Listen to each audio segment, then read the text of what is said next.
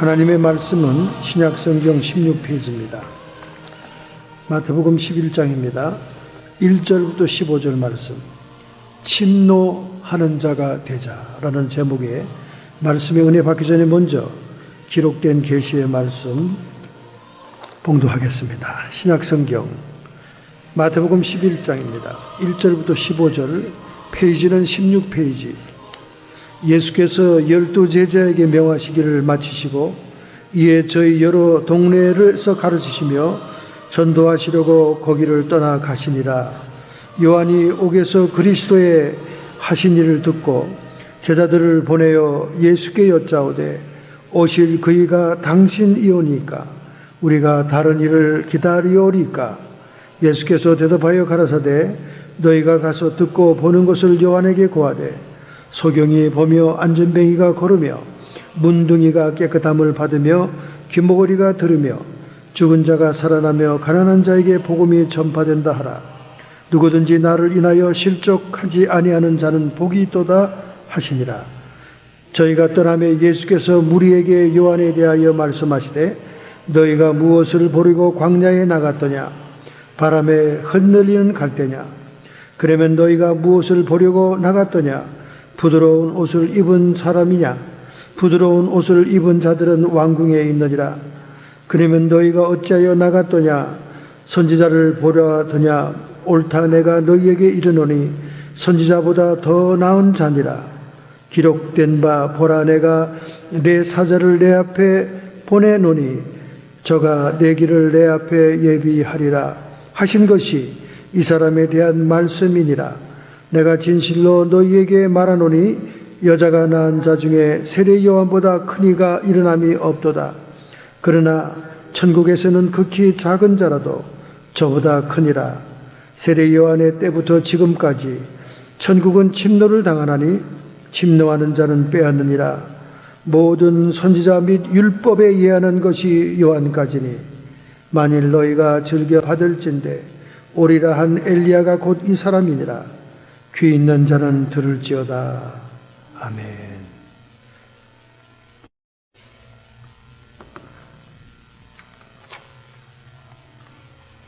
최근에 캘리포니아의 검찰이 모든 기름 정유 회사를 수사한다는 발표를 했습니다.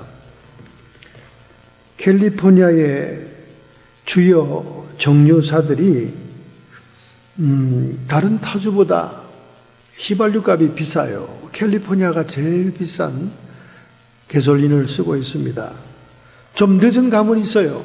늦은 감은 있지만은 많은 사람들의 원성이 하늘을 찌르니 더 이상 캘리포니아 주정부가 방관할 수 없었던 것 같습니다. 지난 30일 날 로이터 통신에 의해서 가주의 검찰이 엑손, 모빌, 세브론, 테소로를 소환장을 발송해서 그들에게 불공정 인상 여부에 대한 수사를 위해 협조할 것을 당부했습니다. 가주 검찰은 지난 5월 각 정유사에 소환장을 발송했어요. 왜냐하면 그들이 가스비를 내리지 않고 계속 타주보다 비싼 돈으로 파는 것에 대한 그 과정을 수사하기 위한 것입니다. 월스트리트 저널은 말하기를 그들이 가솔린의 공급량을 임의로 조절해서 그 조절하는 형식으로 판매 가격을 떨어뜨리지 않고 계속 유지했다. 이제 그렇게 얘기하고 있습니다. 다른 주에 비해서 1달러 50센트가 비쌉니다. 항상 그래요. 더 비쌉니다. 캘리포니아가 제일 비쌉니다. 우리는 그동안 무공해 가솔린을 정류하기 위한 비용이 많이 들고 캘리포니아가 요구하고 있는 공해 정도가 너무나 수준이 높기 때문에 타주에 비해서 그 정제하는 비용이 많이 든다. 그렇게 알아듣고 있었습니다만은 사실은 그렇지 않았다는 거예요. 그들이 그 가솔린의 공급 과정을 속임수를 썼다는 것입니다. 그래서 지난 2015년부터 계속 게솔린이 인상되기만 한 것을 드디어 검찰이 칼을 빼들고 수사에 나섰다. 이 국민들의 원성이 크면 이렇게 국가가 검사를 안 할 수가 없게 되는 거죠. 정말 오래간만에 속시하는 얘기를 듣습니다.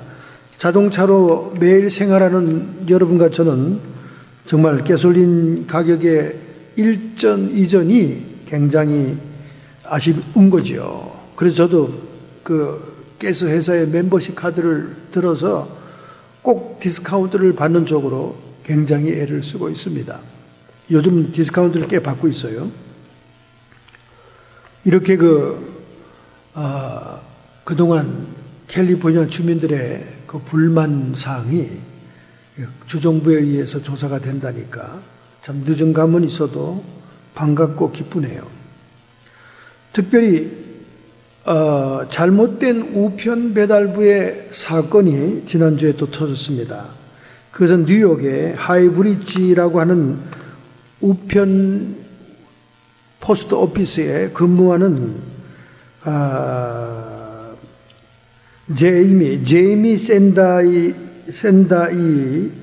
샌다이어라고 하는 그 사람이 자신이 우체부임을 이용해서 엘살바도르로부터 국제 소포로 마약을 배달받았습니다.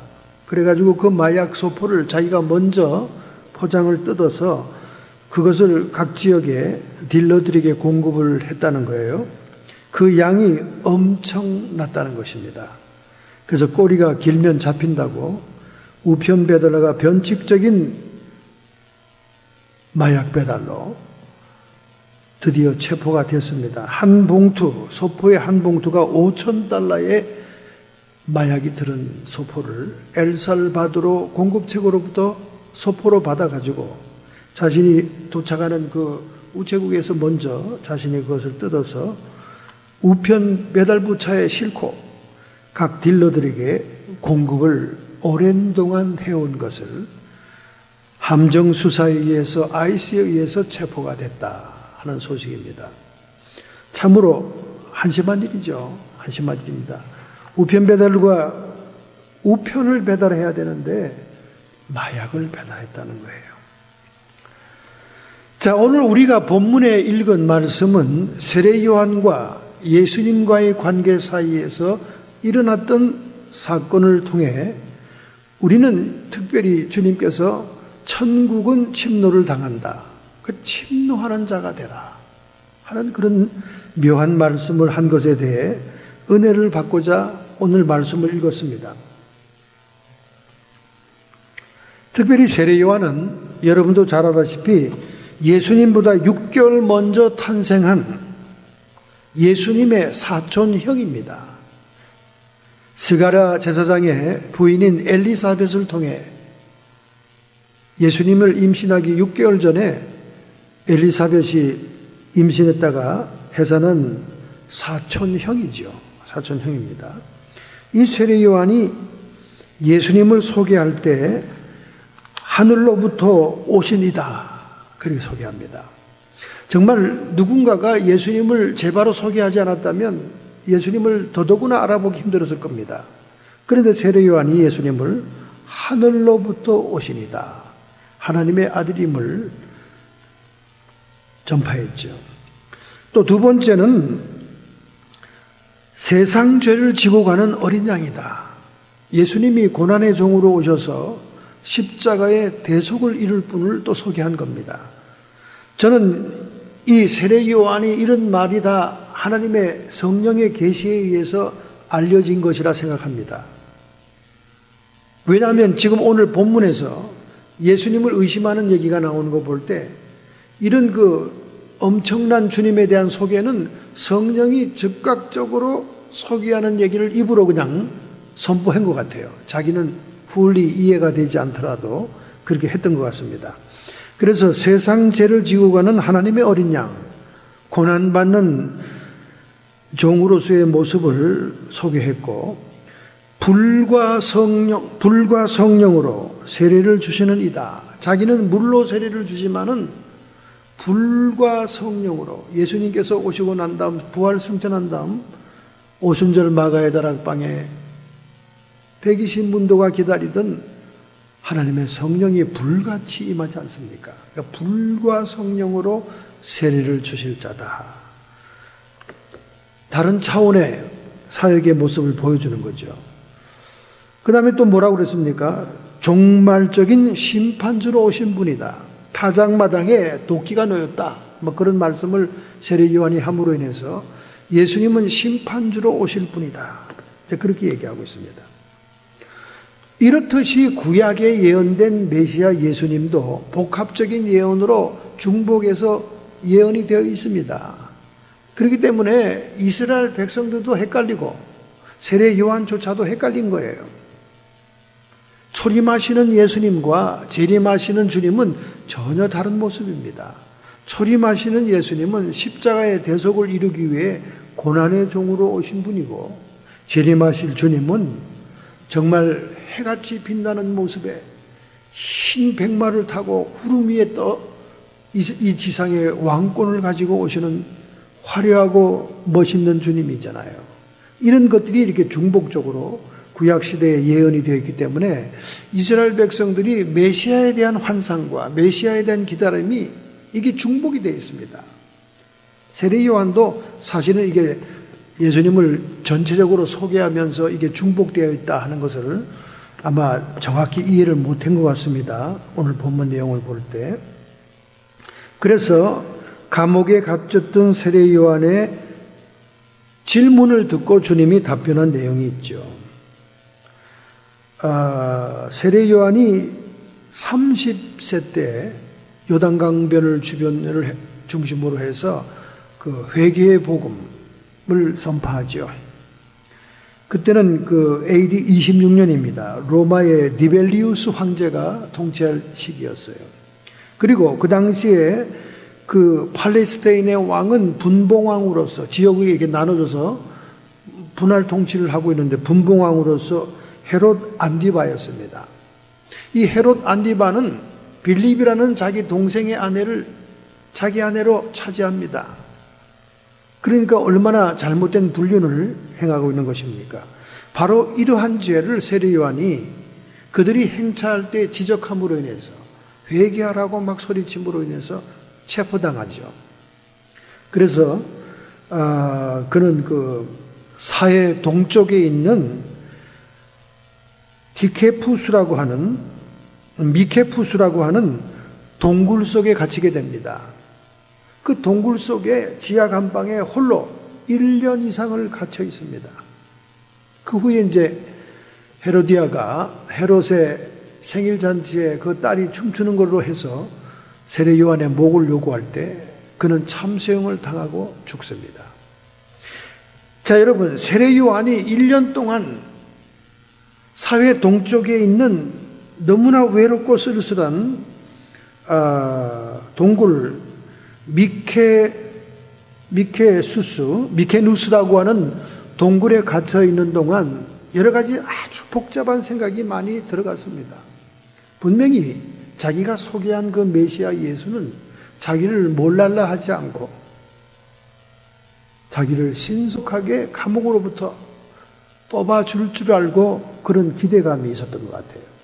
그가 소개한 예수님 속에는 고난의 종도 있지만은 종말적인 심판주로서의 예수님을 소개했기 때문에 능히 왕까지도, 능히 정권까지도 심판할 수 있는 그런 위대한 하나님의 아들로 그가 기대가 있었기 때문에 1년 동안 동굴 속에 갇혀 있으면서 이제나 저제나 주님이 자기를 감옥에서 탈옥시키는 그날을 기다렸던 것 같아요. 사람이 이렇게 사역을 할 때는 굉장히 담대하고 성령께서 즉각 역사하니까 파워풀한데 이렇게 외롭게 감옥에 갇히게 되면 만감이 교차하게 되는 겁니다. 그래서 그의 제자들이 찾아왔을 때 예수님께 가서 좀 질문 좀 해라. 당신이 진짜 메시아요? 우리가 다시 오실 사람을 기다려야 됩니까? 이런 회의적인 질문을 하게 되는 거예요. 얼마나 예수님은 그 질문을 듣고 난감했겠습니까? 참으로 놀라웠을 거예요. 예수님을 그토록 확신에 차서 성령의 감동이 되어 세상 죄를 지고 가는 어린 양이요, 하늘로서 오신 분이요, 종말적인 심판주요, 이렇게 자신만만하게 소개하던 세례 요한이 1년 동안 지하 감방에 외로이 갇혀 있는 동안 그 모든 그 마음이 약해진 거죠. 그래서 예수께 여짜오되 오실 그이가 당신입니까? 우리가 다른 일을 기다리오리까? 자기를 방치하고 자기를 추록시키지 못하는 주님이 의심이 된 거예요. 그토록 메시아라면 파워풀하고 권세가 있고 세상 왕중은 별것 아니게 처리할 수 있는 그런 분으로 알고 있는데 자기를 감옥에서 내주질 않으니까 아주 실망감이 컸던 것 같습니다. 그러니까 세례 요한은 또 예수님을 소개하고 사라지는 광야의 소리와 같은 존재인데 그가 예수님에 대한 기대가 컸던 것 같습니다. 뭐 여기에 하나님의 섭리와 비밀은 우리가 알 바가 아니죠. 수많은 사람들이 현대에도 피 흘리며 순교하는 모습을 보면서 하나님은 어디 계신가? 하나님의 섭리와 하나님의 뜻을 우리가 이해할 수 없는 신비인 것처럼 예수께서 대답하여 가라사대 너희가 가서 듣고 보는 것을 요한에게 고하라. 소경이 보며 안진뱅이가 걸으며 문둥이가 깨끗함을 받으며 기머거리가 들으며 죽은 자가 살아나며 가난한 자에게 복음이 전파된다고 해라. 이 말씀은 구약성경 이사야서 61장 1절부터 2절에 예언된 메시아의 사역의 모습을 인용해서 소개하는 겁니다. 이것이 누가복음 4장에 예수님이 직접 선포하죠. 구약 이사야를 읽으면서 이 말씀을 직접 선포합니다. 누가복음 4장 18절 19절 주의 성령이 내게 임하셨으니 이는 가난한 자에게 복음을 전하게 하시려고 내게 기름을 부으시고 나를 보내사 포로된 자에게 자유를 눈먼 자에게는 다시 보게 함을 눌린 자를 자유케 하시고 주의 은혜의 해를 전파하게 하려 하십니다. 이사야 61장 1절부터 2절에 이사야 선지자를 통해 750년 전에 예언한 메시아에 대한 예언을 인용하면서 자신이 바로 그 메시아라는 사실을 세례 요한에게 가서 전달하라고 얘기하는 것입니다. 내가 메시아다 그 말이죠. 누구든지 나를 인하여 실족하니 하는 자가 복이 있다. 예수님에 대한 기대가 남달랐기 때문에 자기에게 주어진 그 사명의 그 숙명적인 사명의 모습을 이해하지 못한 거죠. 세례 요한은. 세례 요한은 추록해서 다시 활발하게 회개의 복음을 전할 사명이 남아있는 줄로 생각했는데 주님은 아무런 조치를 하지 않은 겁니다. 참으로 신비로운 것이 복음이 전파되기 전에는 반드시 피 흘림이 있어야 되는 것 같아요. 왜냐하면 피에 생명이 있고 피에 생명이 있으므로 히브리서 11장 17절 레위기서 11장 17절 피에 생명이 있으므로 피가 생명을 속한다 하는 그 원리와 말씀을 따라 하나님의 복음의 역사가 반드시 일어나기 전에는 수없는 피 흘림이 있더라고요. 우리 한국의 토마스 선교사만 해도 그렇잖아요. 토마스 선교사. 그 명문대학 신학대학을 졸업하고 영국에 와서 선교사 되기 위해 준비해서 한국에 들어오려고 시도했지만 대원군 세국 정책에 의해서 받아주지 않으니까 중국의 산동반도에서 대기하면서 한국말을 배우잖아요. 한국말을 열심히 배워가지고 미국의 샤만호가 대원군을 만나고 한국 정부를 만나기 위해 대동강변으로 올라간다고 하니까 거기에 통역관으로 탑니다. 제가 한국말을 열심히 해서 배웠으니까. 그런데 이 샤만호가 올라가다가 어떻게 됩니까? 좌초되죠. 좌초되니까 대원군의 그 군대들이 그 불 지르잖아요. 막 불타오르고 막 창칼이 날라오는데 토마스 선교사는 쪽복음을 막 던지고 맞아 복음을 증거하다가 결국은 체포돼서 모래사장에 내려왔을 때 자기를 죽이는 그 군졸에게 성경책을 전달하고 죽잖아요. 근데 그 성경책은 벽지로 사용돼 가지고 어디 식당인가요? 서점인가요? 그 벽지로 사용되는데 그 벽지를 보고 회심한 사람이 있지 않습니까? 이해가 안 되는 거예요. 그렇게 하나님이 한국 선교사를 양성하고 한국으로 보내놓고는 한국 땅도 대동강변의 모래사장만 밟고 죽잖아요. 그 젊은 생때 같은 토마스 선교사가. 이게 피 흘림이 먼저 있어야 되는 거예요. 그 이상한 그 하늘나라의 영적인 원리가 있는 것 같아요. 그러니까 예수님의 사역이 전개되기 전에 예수님의 길을 예비했던 세례 요한이 먼저 피 흘리고 희생이 됩니다. 이제 그런 역할에서 일어난 사건이지요. 누구든지 나를 인하여 실족하지 않은 자는 복이 있다. 참 실족하지 않기도 쉽지가 않죠. 사실은 그렇지 않습니까? 모두 다 자기는 뭔가를 해야 된다고 생각하는데 하나님이 원하는 역할은 순교였다 그 말이에요. 세례 요한에게. 그래서 그 제자들이 그 말을 전달하기 위해 떠나니까 예수님이 자기 앞에 있는 무리들에게 세례 요한에 대한 얘기를 합니다. 너희가 무엇을 보려고 광야에 나갔더냐? 즉 요단강가에서 회개의 복음을 외치는 그 세례 요한을 보러 사람들이 가는 얘기를 하는 거예요. 바람에 흔들리는 갈대냐? 그러면 너희가 무엇을 보려고 나갔더냐? 부드러운 옷을 입은 사람이더냐? 정말 갈대를 보러 나간 건 아니죠. 그 당시에 못 말리는 왕인 헤롯 안디바에게 그의 죄를 직언하는 무서운 선지자를 보러 나갔죠. 부드러운 옷을 입으러 보러 나가진 않았죠. 그는 석청을 먹으면서 약대 털옷을 입고 있지 않았습니까? 그러면 너희가 어찌하여 나갔더냐? 선지자를 보러 갔더냐? 옳다. 내가 너희에게 이르노니 선지자보다 나은 자다. 선지자를 보러 나갔냐 그 말. 선지자는 책망하고 죄를 정죄하고 죄를 심판을 선고하는 사람이잖아요. 근데 맞다. 그분이 막 세례 요한이 회개하라고 막 하고 심지어 왕의 죄까지도 지적했으니 선지자 맞다. 그러나 선지자 정도가 아니라 선지자보다 나은 자다. 왜냐하면 보통 선지자는 그냥 나타나지만은 이 선지자는 어떻게 나타났습니까? 구약 성경에 예언된 선지자다 그 말이에요. 말라기서에 예언되어 있잖아요. 보라 내가 내 사자를 내 앞에 보내노니 저가 내 길을 내 앞에 예비할 것이다. 성경이 예언했던 선지자이기 때문에 선지자 중에 선지자다 그 말이에요. 그렇기 때문에 이 사람은 여자가 낳은 자 중에 가장 큰 자다. 왜?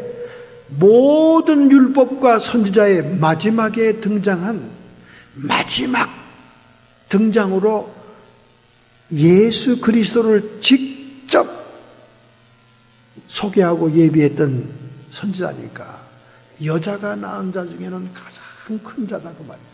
그 말은 이 세상의 인물 가운데는 가장 큰 자다 그 말입니다. 그런데 하나님의 나라에서는 작은 자다. 왜? 이제 예수 그리스도로 말미암은 대속의 은총을 받아 구원받은 자들이 하늘나라에 들어서게 될 때 그 은총을 받고 은혜를 받은 자들이 더 하늘나라에서는 크다 그 말이죠. 구약과 신약 시대를 가르는 그런 중요한 언급이기도 하지만은 예수 그리스도의 은총을 강조하는 얘기죠. 자, 그런 얘기를 하면서 세례 요한에 대해서 얘기하고 끝에는 언급하기를 세례 요한의 때부터 지금까지 천국이 침노를 당하나니 침노하는 자는 빼앗으리라. 모든 선지자와 및 율법에 예언한 것이 요한의 때까지니 율법과 선지자에 예언한 것이 요한의 때까지다. 왜냐하면 예수님을 예언한 거니까. 예수님의 등장을 예비한 것이니까. 예수님이 왔으니까 이제는. 들을 귀 있는 자는 들어라. 그렇게 말씀했습니다. 자, 세례 요한 때부터 천국은 침노를 당한다. 이 말씀은 복음이 다 담대하게 폭발적으로 선포되고 있기 때문에 이제 천국이 도래됐고 열렸다 그 말이에요. 그렇기 때문에 이제는 천국을 향해서 열심으로 열정을 가지고 달려드는 자들이 천국을 차지하게 된다. 이제 그렇게 얘기하고 있는 것입니다. 자, 그렇다면 천국을 침노할 자는 어떤 자가 침노하느냐 그 말이에요. 첫 번째 말씀입니다.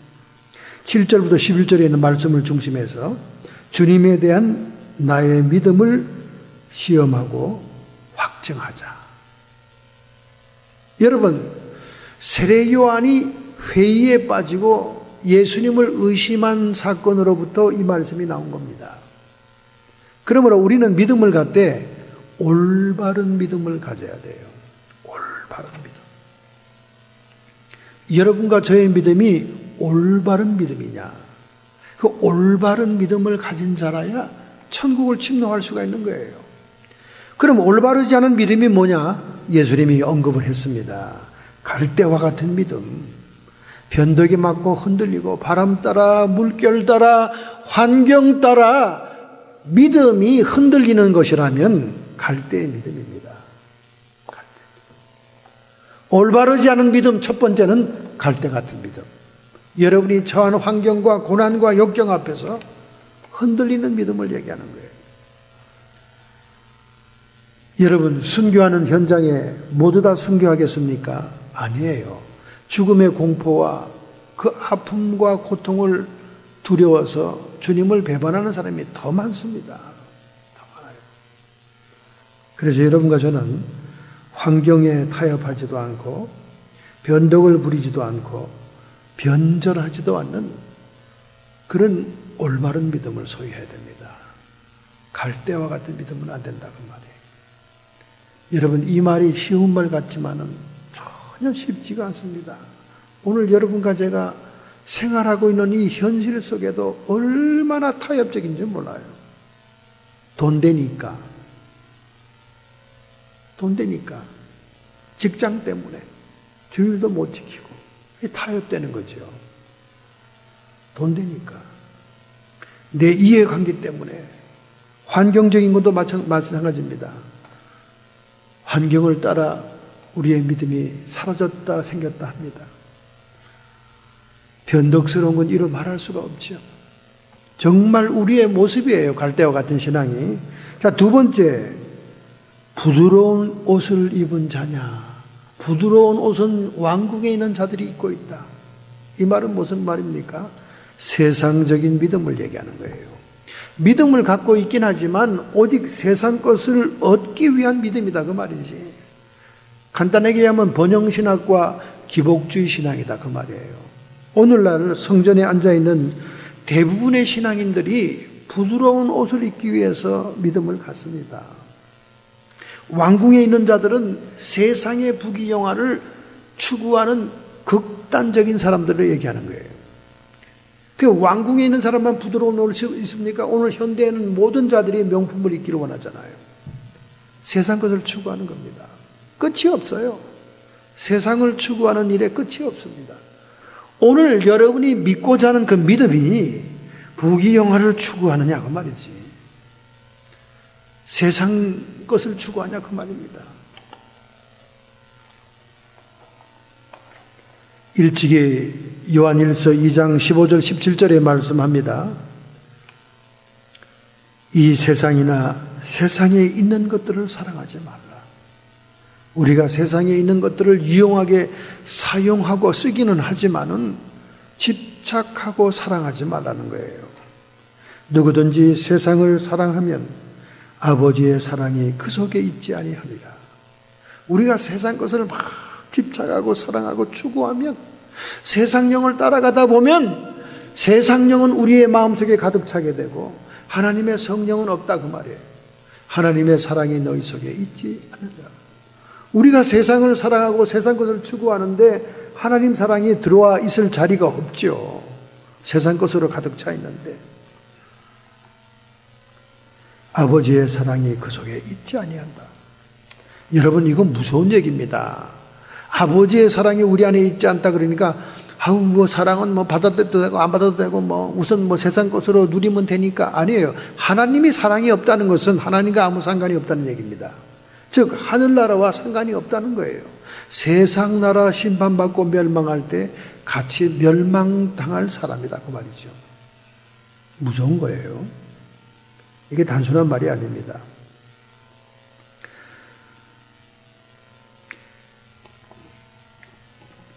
이는 세상에 있는 모든 것들이 육신의 정욕과 안목의 정욕과 이생의 자랑이니 사탄이, 세상의 영인 사탄이 우리를 세 가지 루트로 미혹하고 끌고 가고 노예를 삼는다고 그랬지 않습니까? 육신의 정욕, 안목의 정욕, 이생의 자랑이니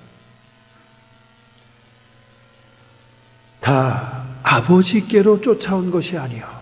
아버지께로 쫓아오지 않았다는 건 뭡니까? 사탄에게서 왔다 그 말이죠. 아버지께로 쫓아온 것이 아니에요. 이 세상으로 쫓아온 것이다. 세상령으로 쫓아온 것이다 그 말이에요. 이 세상도 그 정욕도 지나가되 그토록 누리고자 하고 누렸던 세상 부귀영화, 이 모든 마귀로부터 미혹을 받았던 이 세상 것들이 다 사라진다 그 말이에요. 다 사라진다. 결국 내가 죽을 때 사라질 뿐만 아니라 세상이 이제 마지막 심판당할 때 다 사라진다 그 말이에요. 오직 하나님의 뜻대로 행하는 자는 영원히 거하느니라. 여러분, 이 세상에서 세상 것에 집착하지 않고 하나님의 뜻을 추구하고 하나님의 뜻을 행하고자 애썼던 사람들이 영원히 산다, 그렇게 말하고 있는 거예요. 이 말씀 속에 천국 백성의 자격이 다 나오고 있는 겁니다. 그런데 여러분, 얼마나 세상 것 부드러운 옷을 포기하기가 힘든지요. 오늘 여러분의 믿음이 부드러운 옷을 추구하는 믿음은 아닙니까? 그것이 번영신학이요, 프리메이슨들이 추구하는 것이요. 그리고 그것이 기복주의 신앙, 샤머니즘을 통해서 무당에게, 만신에게 무당을 통해 구복했던 그 모든 신앙생활, 그것들이 다 기복적인 신앙이다 그 말이죠. 세 번째 올바르지 않은 믿음이 뭡니까? 세 번째는 선지자 얘기하고 있죠. 선지자는 올바른 믿음이죠.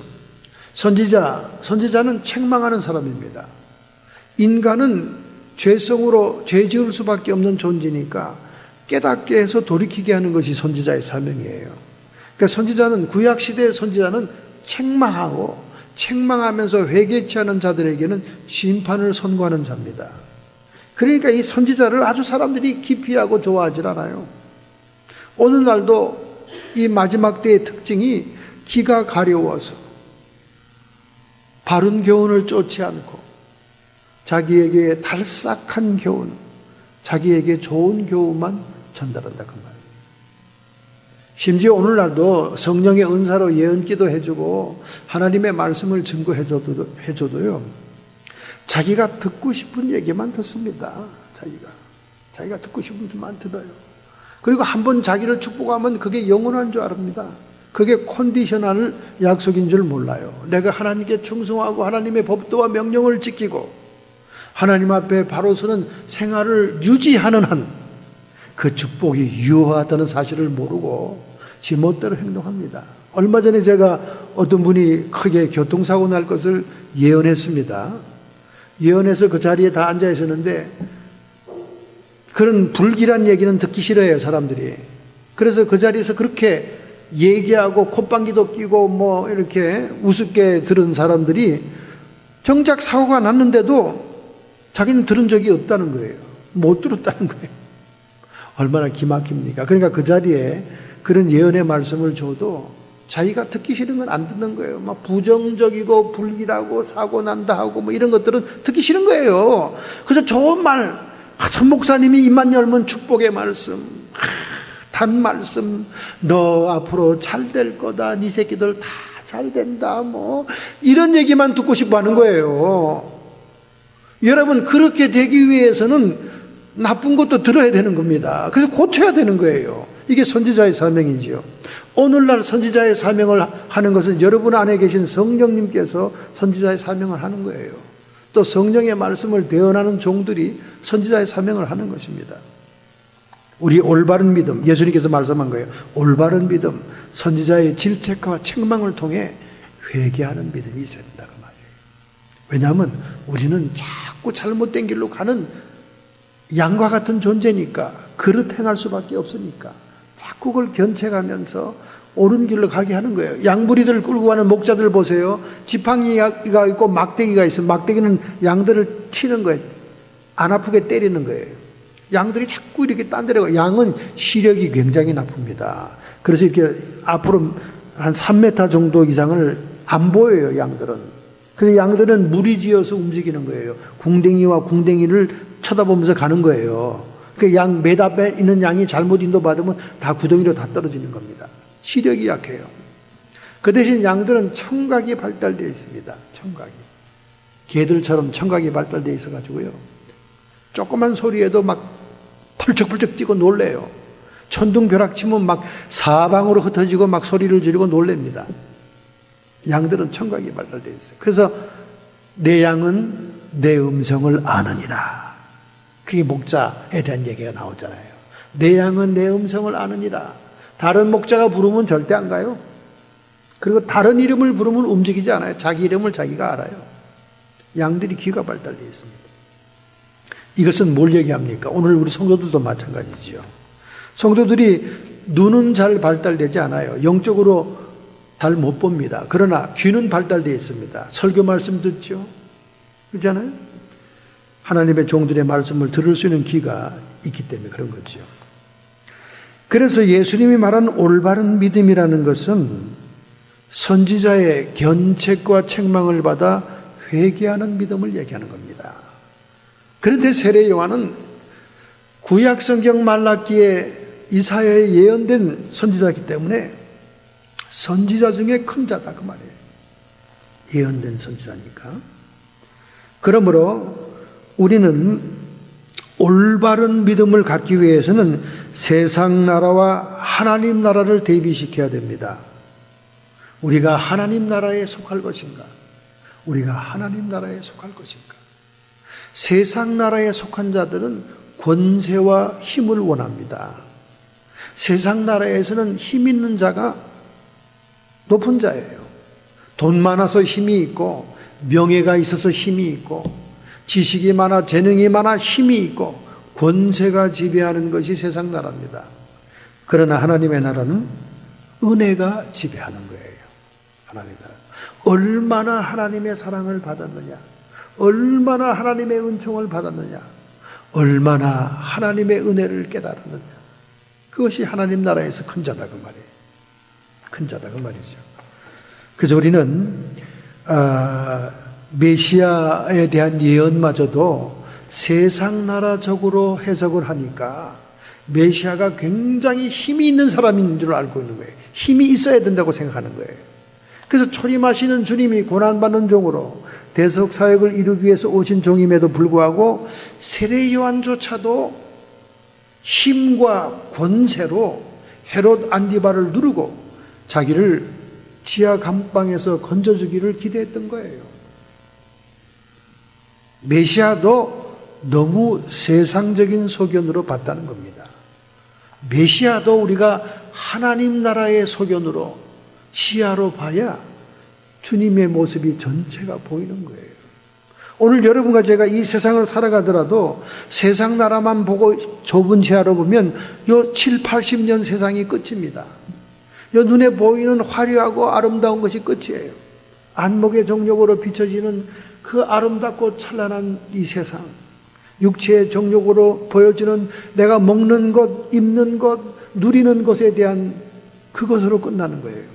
이생의 자랑으로 보이는 세상 나라, 내가 명예를 추구하고 다른 사람이 나를 어떻게 생각하느냐, 다른 사람이 나를 괜찮은 사람이라고 생각하느냐, 다른 사람의 시선을 의식하고 부귀와 명예를 추구하는 그러한 세상 나라의 시선이다 그래요. 세례 요한이 세상 나라만 생각했다면 서운할 수밖에 없고 실종할 수밖에 없습니다. 목숨이 끊어지면 끝나니까. 그러나 하나님 나라의 시야로 더 크게 넓혔다면 내가 목숨이 끊어지는 것은 하늘의 미랄이 되어 피가 생명을 속하니 내 피가 먼저 하나님 예수님 복음사에게 거름이 되리라. 이런 자기 희생적인 생각을 했어야 된다고 말이죠. 근데 이런 생각하기가 쉽지 않죠. 사실은 참 쉽지 않습니다. 우리의 목숨이 영혼으로 연결된다고 생각하면 순교를 당할 수 있어요. 우리의 목숨이 이 세상 육신적인 삶으로 끝날 것이라 생각한다면 죽으면 안 되지. 개똥밭에 굴러도 인생이 좋죠. 자, 두 번째, 올바른 믿음을 가진 자라야 천국에 들어갈 천국을 침노할 수 있다면 두 번째는 어떤 겁니까? 두 번째는 본문 12절부터 15절의 말씀을 중심해서 하나님에 대한 나의 역할과 임무 수행을 할 수 있는 믿음이 있어야 된다고 말이에요. 어떤 믿음입니까? 담대한 믿음을 가져야 된다. 담대한 믿음. 담대한 믿음. 임무 수행을 할 수 있는 믿음은 어떤 믿음이에요? 올바른 믿음만 가지고 있다고 해서 소극적이고 행동이 없으면 천국을 침노할 수가 없습니다. 침노라는 것은 어택하는 거예요. 아주 적극적인 행동입니다. 우리가 은혜로 구원도 받고 하지만은 우리가 가만히 있다고 천국의 상급과 기업과 유업이 있는 게 아니거든요. 침노, 적극적인 모습을 보여주는데 그 적극적인 믿음은 담대한 믿음이어야 된다 그 말이에요. 할렐루야. 담대한 믿음. 히브리서 10장 35절에 말씀합니다. 그러므로 너희 담대함을 버리지 말라. 이것이 큰 상을 얻으니라. 할렐루야. 여러분, 우리가 국민학교 체육대회를 하더라도 열심히 트랙을 뛰는 사람이 1, 2, 3등 상급을 받는 거예요. 노트라도 공책이라도 받으려면 뛰어야 돼. 출발선에서 안 뛰고 엄마만 쳐다보고, 엄마 도시락 싸왔어? 밥 먹을 생각만 하고 있는 애들은요 절대 상을 못 받습니다. 그러나 출발선에서 막 열심히, 그냥 저희 어머니가 얼마나 옛날부터 달리기를 잘하시는지요. 어린이 체육대 학부형으로 가면 항상 1등 했습니다. 조그만 양반이 얼마나 야무진지, 그냥 달리기는 내 거다 이렇게 생각하고 출발선에 서 있기 때문에요 꼭 1등을 하시더라고. 꼭 1등을 하세요. 그러니 그 아들도 1등 하기를 기대하는 거예요. 항상 내가 1등 하는데 너도 1등 해야 된다. 그러니 엄마처럼 뛰려고 막 그냥 폼을 잡아야 1등으로 들어가죠. 여기 유업이 있고 상급이 있는 천국을 침노하는 자는 담대한 믿음을 가져야 된다는 거예요. 히브리서 10장 35절 말씀하지 않습니까? 그러므로 너희의 담대함을 버리지 말라. 이것이 큰 상을 얻느니라. 할렐루야. 뻔뻔한 친구들이 밥도 얻어먹더라고. 뻔뻔한 친구들이. 예? 뻔뻔한 친구들이 밥도 잘 얻어먹어. 나쁜 여지만은 여러분 믿음이 담대해야 침노하는 자가 되는 거예요. 이런 담대한 믿음은 그냥 생기는 게 아니에요. 뭐 배짱 있다고 생기는 게 아닙니다. 한때는 깡패 출신 목사들이 배짱 가지고 그냥 부흥 강사가 되고 한국의 교계를 흔들었습니다. 건달하고 조폭일 때 쓰던 그 배짱 가지고 말이죠. 믿음도 배포 있게 배짱으로 하는데 요즘은 그 배짱이 너무 지나쳐서 허풍이 돼서 밑바닥에 다 늘어나가지고 이제 별로 유행이 안 되고 있습니다만은 과거에는 한때 그랬다 그 말이죠. 그런데 이런 담대한 믿음은 성령의 역사로 온다는 거예요. 할렐루야. 성령의 역사. 그 성령의 역사가 무슨 역사가 있느냐? 성령의 역사에는 두 가지의 큰 기능이 있습니다. 책망하는 기능이 있고 지도하고 안내하는 기능이 있어요. 성령께서는 성령이 우선 우리에게 오시면 책망부터 합니다. 따끔하게 혼내요 우리를. 우리 성도들은 따끔하게 혼내는 걸 절대 싫어합니다. 무조건 달콤한 얘기, 캔디 같은 얘기만 듣고자 하는 거예요. 근데 성령은 파라크레토스, 보혜사, 다른 우리를 보호해주는 분이시지만 우리를 보호해준다는 개념이 달라요. 사람하고. 사람은 달콤한 얘기, 긍정적인 얘기, 칭찬의 얘기, 인정하는 얘기, 너 잘났다는 얘기 해주면 그 얘기만 듣고자 하고 기가 솔깃하지만은 성령은 우리를 위해 오시는 분인데 처음에 오자마자 질책, 책망부터 한다는 거예요.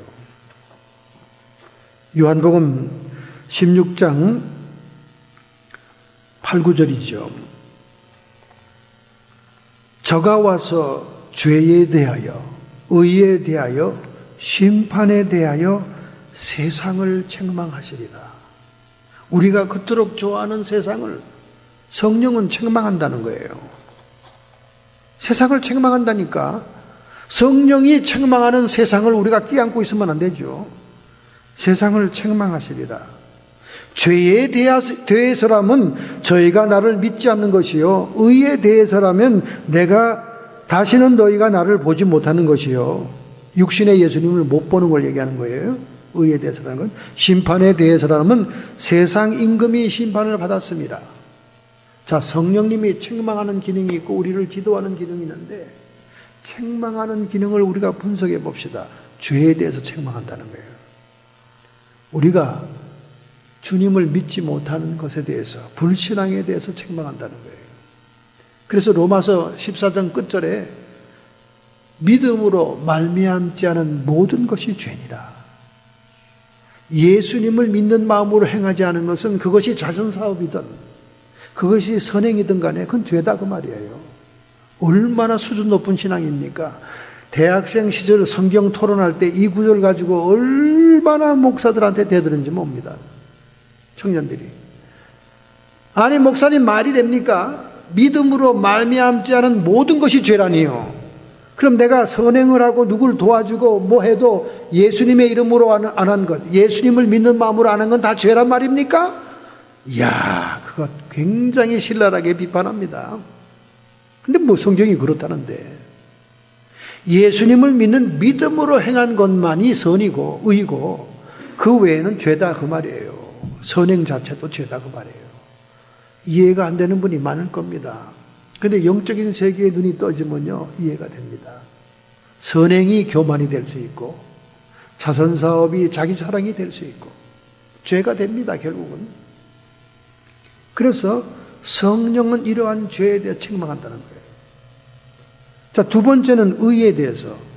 너희가 다시는 나를 보지 못할 것이다. 이 말은 무슨 말입니까? 이 말을 바꾸면 육신으로 오신 주님을 다시 못 본다. 이 말은 뭡니까? 내가 십자가의 죽음을 당한다, 그 말입니다. 십자가의 죽음을 당하는 것이 무슨 의와 상관이 있고 책망하는 것인가? 관계 있습니다. 그 당시에 예수님을 십자가에 처형했던 종교 지도자들, 유일하신 하나님 여호와를 섬기는 산헤드린의 멤버들은 예수님을 죽이는 것을 하나님의 의를 이루는 것이라 생각했습니다. 그러니까 의를 판단해도 성경에 기록된 예언에 의해서 판단하는 것이 아니고 하나님이 판단하는 의가 아니고 자기들이 생각하는 의를 주장한 거죠. 예수님을 십자가에 못 박으면서 자기들은 의를 행한다고 생각했습니다. 하나님을 위해서 한다고 얘기했어요. 바로 이런 의를 얘기하는 거예요. 이걸 self-righteousness, 자기의라고 합니다. 오늘날 교회 오래 나오고 예수 믿은 지 오래되고 중직자고 성직자인 사람일수록 이 의를 책망받아야 돼요. 이 의를. 자기는 의롭다는 거예요. 오늘날 LA의 법정에 들어가 있는 교회들마다 그 교회에 분열된 성도들이 각자 뭐라 그러는지 아세요? 우리는 하나님의 공의를 주장하는 것이다. 하나님은 살아있어. 하나님의 편이야. 우리는 하나님을 위해서 싸우는 거야. 하나님을 위해서 싸우기 때문에 우리는 끝까지 법정 투쟁해. 변호사 비용이 아깝지 않아. 한쪽 편만 그러면 그쪽이 한쪽이 하나님 편이겠는데 다 그렇게 얘기해요. 다 이쪽 편도 그러고 저쪽 편도 그러고. 그럼 마귀 편은 누구야? 분쟁하고 다투고 투쟁하는 것 자체가 전부 다 마귀 편입니다. 그런데 자기들은 하나님의 공의를 위해 싸운다는 거예요. 이 동네에서도 하나님의 공의를 위해 싸운 지 30년이 넘는 그런 교단도 있습니다. 제가 골치 아파서 그런 교단에 안 들어가요. 각자 다 공의가 있어. 이 의의를 책망한다는 거예요. 자기가 옳다고 하는 것을 성령이 오셔서 책망해야 비로소 깨닫는 겁니다. 이제 이 예수님을 못 박은 자들이 주님이 재림할 때 자기의 가슴을 친다는 거 아닙니까? 왜? 성령이 깨닫게 해주시니까. 너희들이 그토록 하나님을 사랑하고 공경하는 의미에서 못 박은 예수, 너희가 의라고 주장했던 것이 다 악이다. 성령의 책망에서 깨닫는 거예요. 오늘날 수많은 사람들이 스스로 의로운 자가 되어 있어요. 성령이 이걸 책망한다는 거예요. 죄를 책망받아서 회개하는 정도는 수준이 중간 이하의 신앙이고, 의를 책망받아서 회개하는 것은 신앙 수준이 상반부에 속하는 겁니다.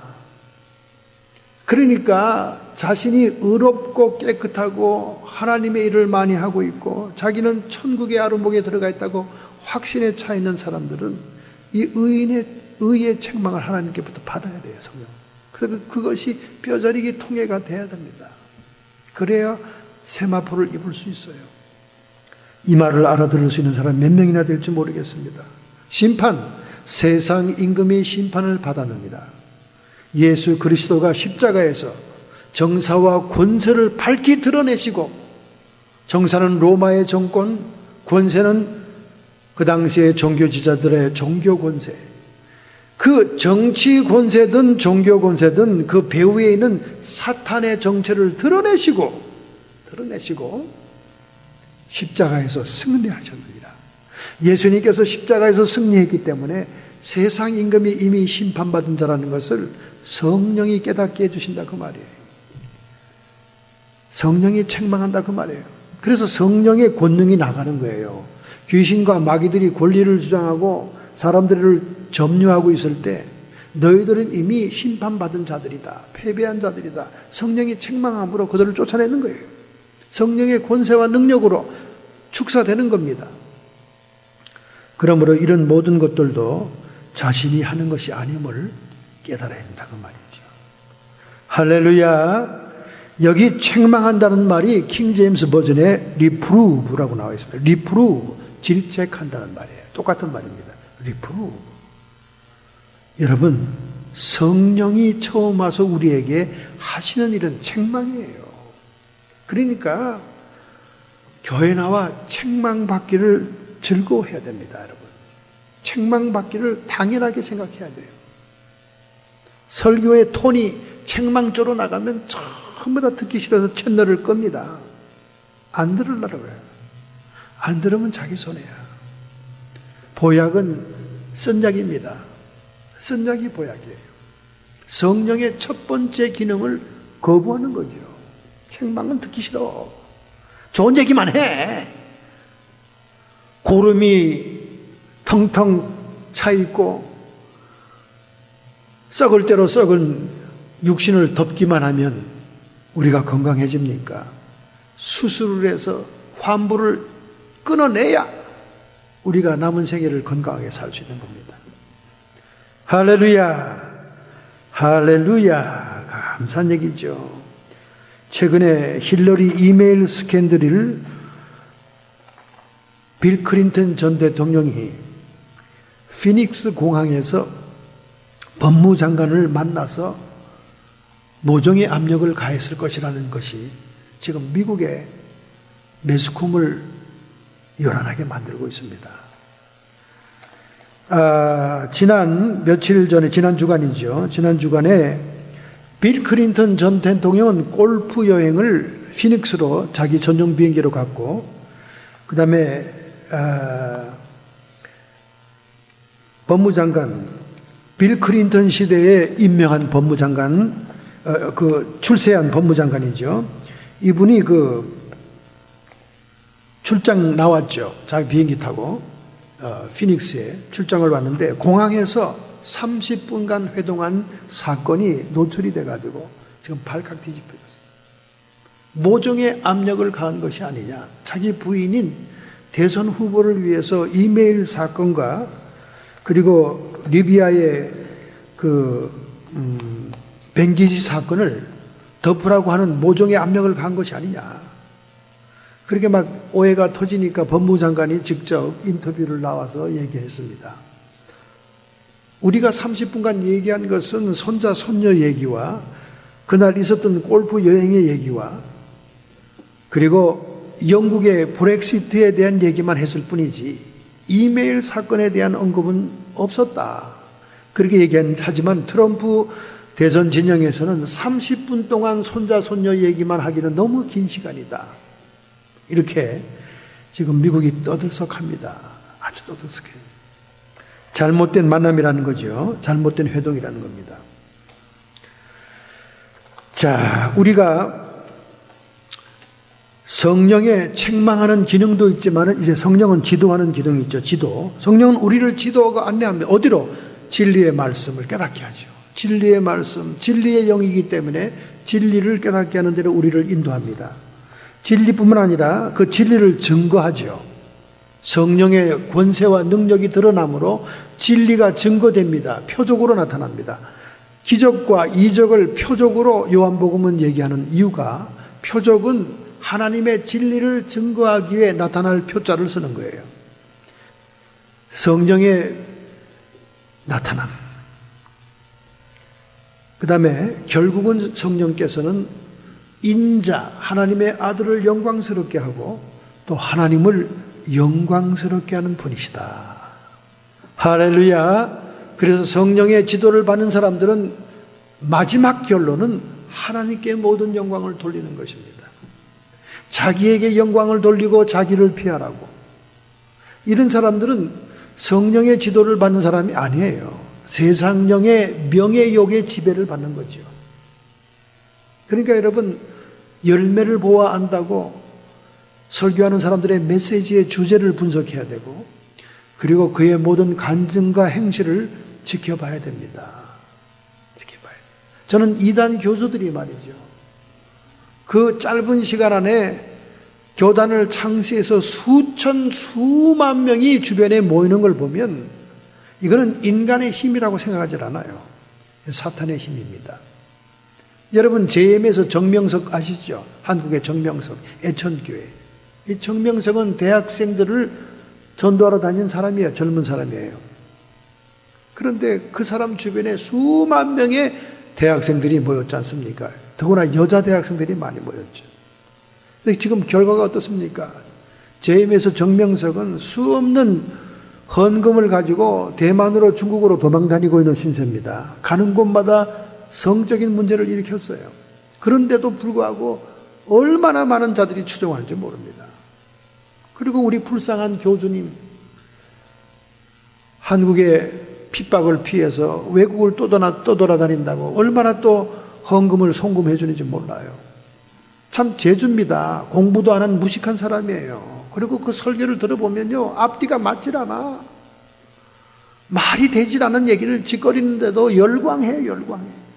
이거는 신들린 현상이요, 마귀 현상이지 성령이 하는 현상이 아닙니다. 결국 영광은 하나님께 돌리지 않고 자기도 하얀 양복을 입고 하얀 백구두에 나타나가지고 무슨 신선처럼 말이죠. 정말 답답합니다. 그걸 보면 답답해. 지성인들이 왜 그렇게 추종하는가? 이건 영적인 현상이지